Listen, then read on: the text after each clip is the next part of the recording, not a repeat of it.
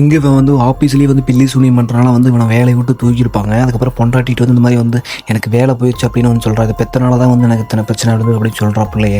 அதுக்கப்புறம் வந்து உள்ளே இருக்கிற ஃபார்மி போட்டாலெல்லாம் எடுத்துகிட்டு அதுக்கப்புறம் வந்து அந்த மந்திரம் படிக்கிற ஃபோட்டோல வச்சு பில்லி சூனியம் பண்ணுறான் வீட்லேயே.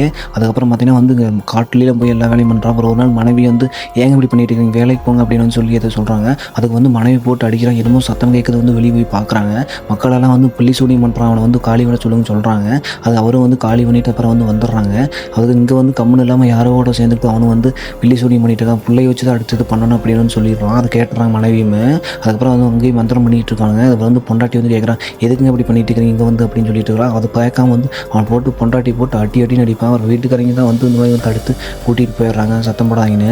அடுத்த நாள் ஸ்கூலில் வந்து அம்மாக்கிட்ட வந்து இந்த மேலே போய் அவசரம் வீட்டில் படுக்கலாமா, அவர் வந்து பேட் டச் பண்ணுறாரு அப்படின்னு சொல்கிறான். அந்த கிழமை வந்து பேட் டச் பண்ணியிருப்பாங்க. அதில் அம்மாட்ட சொல்லி வந்து அம்மா வந்து ஆறுதல் படுத்திடுறாங்க. நைட்டே வந்து போய் இந்த மாதிரி வந்து பிள்ளை இருக்க வேண்டாங்க, அம்மா பிள்ளைக்கோசரம் வந்து மாறலாங்க அப்படின்னா, அப்போனா ஒரு 10 நாள் வந்து பொறுத்துக்க, நான் வெளியே போகிற வேலையை விட்டு அப்படின்னு நீ 10 நாள் வெக்கேஷன் போய்ட்டு அப்படின்னு இவங்களும் வந்து வந்துருவாங்க.